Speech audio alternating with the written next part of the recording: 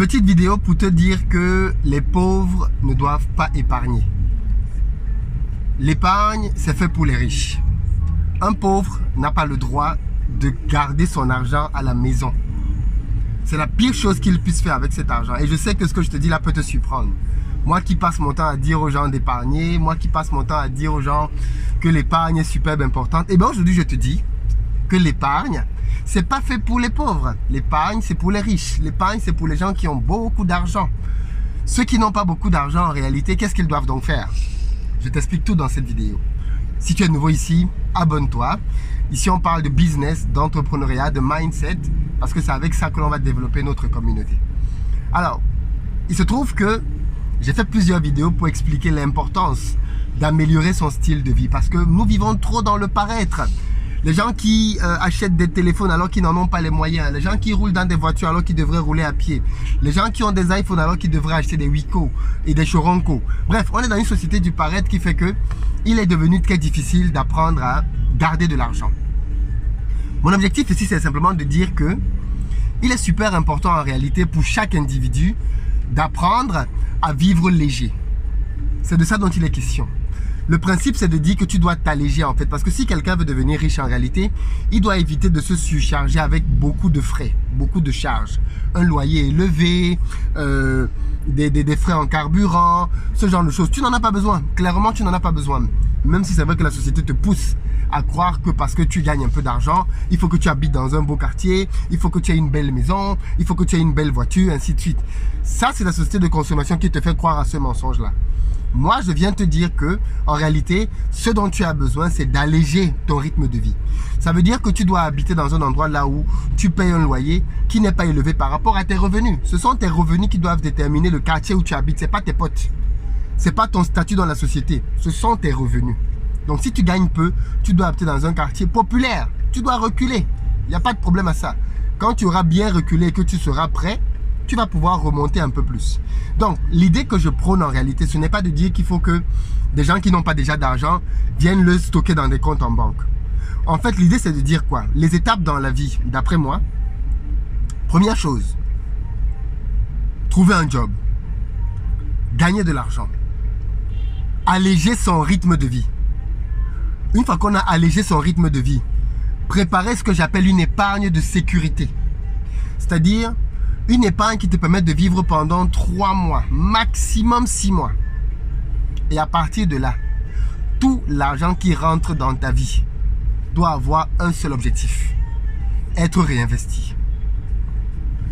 Quand on est jeune, quand on n'a pas de charge, quand on n'a pas de femme, quand on n'a pas de mari, quand on n'a pas d'enfant, tout l'argent que tu gagnes doit être utilisé pour être réinvesti dans des business. Tout l'argent que tu gagnes. Tu dois le réutiliser pour te former. Tu dois le réutiliser pour te bâtir différentes sources de revenus.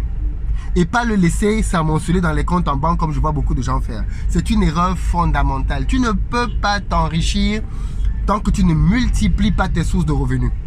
Les gens ont des problèmes dans la vie parce que même quand ils ont une épargne conséquente, ils ne dépendent que d'un seul robinet, le robinet du salaire. Ça veut dire que, en réalité, le jour où le patron s'énerve, ils sont au quartier et ils n'ont plus aucun moyen de subsistance. Or, le fait que tu sois salarié aujourd'hui doit te permettre, avec tes revenus, de te créer plusieurs sources de revenus. Le fait que tu sois salarié doit te permettre, en réalité, de multiplier l'argent. Et comment tu multiplies l'argent? En apprenant d'abord. Donc, une partie de ton argent doit te servir à te former. Et une deuxième partie doit te servir donc à lancer des business. Business en ligne, parce que aujourd'hui le monde d'Internet est un monde dans lequel on peut gagner pas mal d'argent. Donc une partie de tes revenus, tu dois les repartir avec Internet. Mais une deuxième partie, tu dois les repartir avec des business physiques.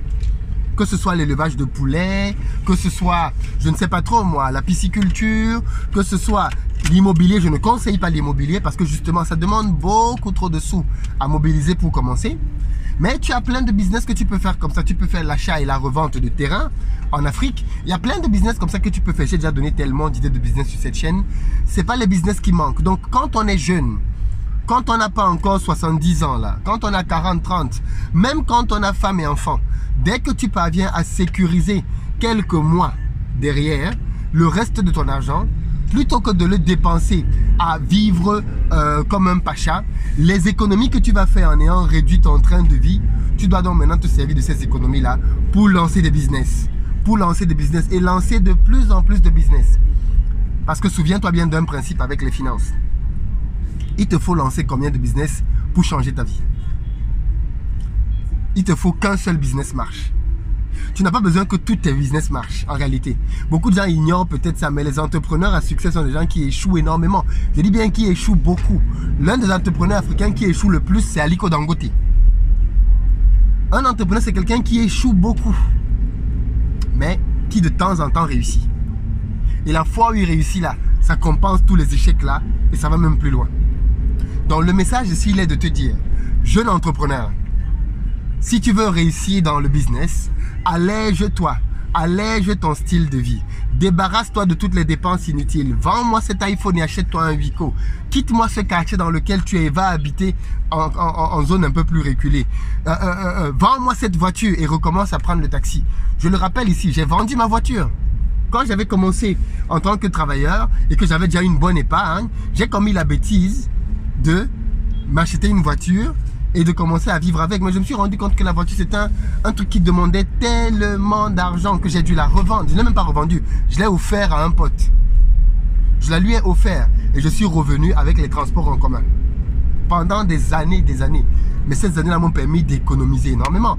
Je vivais dans une petite chambre d'étudiant. Je n'avais pas de voiture. Je prenais les transports en commun comme tout le monde, même dans la neige. Et ça m'a permis d'économiser énormément d'argent. Et ensuite, donc, avec cet argent-là, j'ai commencé à le diversifier dans plusieurs business. C'est le chemin. En tout cas, moi, c'est le chemin que j'ai pris. Et je pense que c'est le meilleur des chemins pour quiconque a commencé par une carrière salariale. Allège ton style de vie. Ne te préoccupe pas des gens qui font le malin dehors, là. Souviens-toi de la cigale et la fourmi. Donne-leur rendez-vous dans 10 ans. Et dans 10 ans, tu verras. Tu verras ce que tu auras pu bâtir. Tu verras là où ils en seront. Et on pourra faire le bilan. Aussi simple que ça. C'est ce que je te conseille de faire en tout cas. Allège ton style de vie. Ça va être difficile au début. Mais quand tu auras pris l'habitude, tu vas te rendre compte qu'en fait, c'est pas si compliqué que ça. Donc, allège ton style de vie. Et avec les économies que tu vas faire maintenant, crée-toi une épargne de sécurité 3 mois. Maximum 6 mois. Et derrière, le reste maintenant de l'argent que tu vas avoir, lance-toi dans différents business, forme-toi. Et j'ai fait une batterie de formations qui peuvent être utiles. Sur mon site investiraupays.com, onglet formation, tu as plein de formations et j'en crée tout le temps. Donc vas-y, forme-toi. Et ensuite, lance des business. Lance des business. Tu vas perdre peut-être au début un tout petit peu à gauche, à droite. Mais à force, tu vas te rôder et tu vas commencer à gagner de l'argent avec ça. Et tu vas te rendre compte que les sources de revenus que tu vas avoir en parallèle vont être de plus en plus nombreuses et te rapporter de plus en plus par rapport à ton salaire de base. Et voilà comment est-ce que tu seras en train de prendre ton envol et ta liberté financière. C'était le secret que je voulais te partager aujourd'hui sur ce que tu dois faire de ton argent. Arrête donc de l'épargner parce que je sais qu'il y a des gens qui ont beaucoup d'argent en épargne. Beaucoup d'argent. Les amis, l'épargne ne rend pas riche. C'est la multiplicité des sources de revenus qui rend riche. Donc tu dois créer plusieurs business pour avoir plusieurs sources de revenus. C'était le message à retenir. Dis-moi ce que tu en penses dans les commentaires. Ciao.